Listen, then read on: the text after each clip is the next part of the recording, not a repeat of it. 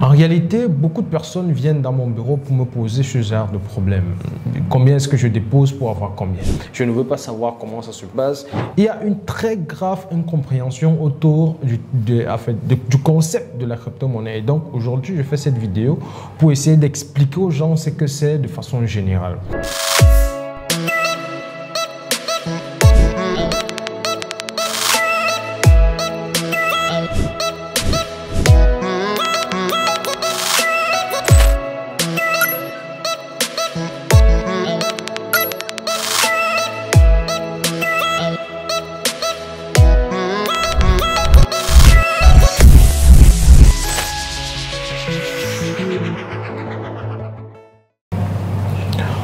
Bonjour et bienvenue à cette nouvelle vidéo. J'espère que vous allez super bien et que le mois a très bien débuté.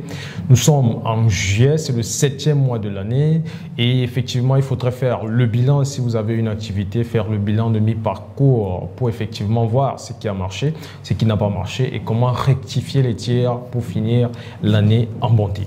Je fais cette petite vidéo parce que j'ai beaucoup de retours des personnes qui pensent simplement que lorsqu'on parle des crypto-monnaies, on veut parler du trading des crypto-monnaies ou alors on veut parler des investissements autour des crypto-monnaies, notamment des schémas d'investissement où on vous dit mets ton argent ici pour avoir telle somme chaque semaine, chaque mois, chaque année. En réalité, beaucoup de personnes viennent dans mon bureau pour me poser ce genre de problème. Combien est-ce que je dépose pour avoir combien? Je ne veux pas savoir comment ça se passe. Il y a une très grave incompréhension autour du concept de la crypto-monnaie. Et donc, aujourd'hui, je fais cette vidéo pour essayer d'expliquer aux gens ce que c'est de façon générale.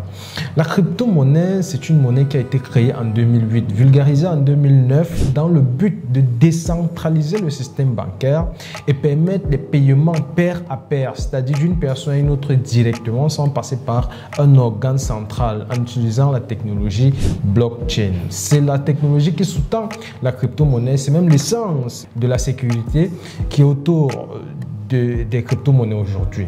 Et donc, il faut savoir que la crypto-monnaie, c'est juste une alternative de paiement, un peu comme Orange Money qui est une alternative de paiement sans publicité.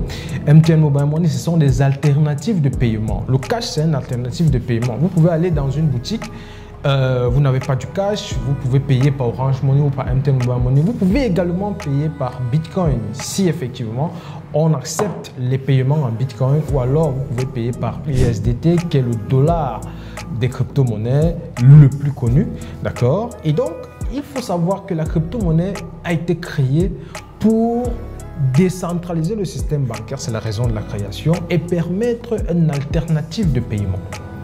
Et autour, puisque ça obéit à l'offre et la demande, il y a eu beaucoup de business qui sont greffés autour de ce concept. Le premier, c'est les plateformes d'échange. Les plateformes d'échange, ce sont des plateformes, d'accord, où on peut échanger les crypto-monnaies l'une pour avoir l'autre. Vous pouvez échanger du Bitcoin pour avoir de l'Ethereum, vous pouvez échanger de l'Ethereum pour avoir du Ripple, etc., etc. Et donc, ces plateformes-là bénéficient de quoi? Des commissions. Ça, ce sont des business, des entreprises se sont créées pour effectivement gérer ces crypto-monnaies-là et bénéficier des commissions. Il y a la première raison de la création, les transferts d'une personne à une autre, ça c'est un business et beaucoup d'entreprises se sont positionnées dans ce sens-là qui facilite les paiements d'une personne à une autre. Il y a dans ces plateformes d'échange-là, il y a des services, on appelle notamment le P2P, c'est-à-dire que vous voyez quelqu'un qui a des USDT et qui veut vendre à travers un réseau sécurisé. Il va donc créer son compte dans un exchange centralisé et donc proposer à travers cette plateforme-là, ces USDT pour qu'une autre personne achète. Vous venez acheter là-bas, vous venez et vous avez la garantie que la plateforme va vous donner. Et donc, vous êtes sûr que lorsque vous partez là-bas, c'est pour acheter ou revendre vos USDT.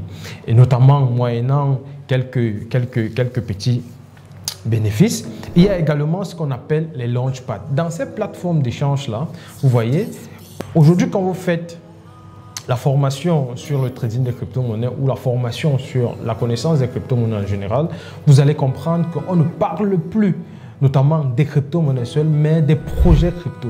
Et donc, comment vendre ces projets crypto-là? Il y a un processus pour la création d'un projet crypto. Et donc, les initiateurs de ces crypto-monnaies-là passent par des plateformes d'échange pour effectivement, d'accord, vendre leurs projets. Et donc, les launchpads, c'est la prévente d'un projet. Ça passe par ces plateformes-là parce que ces plateformes ont des utilisateurs qui peuvent adhérer à un projet qui n'est pas encore en bourse.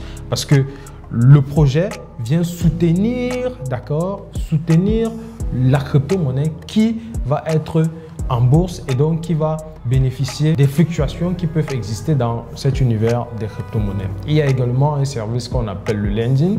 D'accord, vous avez de l'argent, vous voulez fructifier votre argent, mais pas réfléchir à quand acheter une monnaie, quand revendre une monnaie, vous passez par une plateforme, vous prêtez votre argent moyennant des commissions ou alors vous pouvez également emprunter de l'argent là-bas en payant des commissions. Il y a ce qu'on appelle également du staking qui va vous permettre de multiplier vos nombres, d'accord, des pièces. Et donc, ça, ce sont des services que les gens n'en parlent pas, mais dont vous pouvez utiliser sans trop réfléchir et fructifier votre argent dans cet univers des crypto-monnaies. Il y a notamment le trading des crypto-monnaies, il y a le trading spot. Donc, vous achetez un actif en analysant le projet et en pensant que le projet va prendre de la valeur. Donc, vous achetez l'actif et lorsque le projet aura pris de la valeur, la monnaie va également prendre de la valeur. Et donc, qu'est-ce qui se passe? Vous allez gagner sur la plus-value que vous allez avoir. Il y a notamment ce qu'on appelle le trading futures qui est de miser sur la hausse ou la baisse de l'actif puisque ça obéit à la loi de l'offre et la demande. Il y a tellement de services qui se sont greffés autour des crypto-monnaies, notamment c'est pour ça qu'on parle des schémas d'investissement. Il y a des entreprises qui créent donc des schémas d'investissement qui vous disent donnez-moi votre argent, je trade pour vous et donc je vais vous rembourser en peut-être 1 an ou 2 ans ou 3 ans, ça dépend du contrat que vous voyez autour. Donc il y a tellement des services qui se sont greffés autour des crypto-monnaies, du concept de la crypto-monnaie. Et donc, c'est pour cela que j'ai voulu faire cette vidéo pour que vous compreniez comment ça fonctionne de base et qu'est-ce qui a fait en sorte que tous ces services se sont greffés autour de l'univers des crypto-monnaies. Je vous remercie d'avoir suivi cette vidéo. C'était Innocent Pansou. C'était le CEO de Digital Solutions and Consulting. Je vous remercie. Ciao.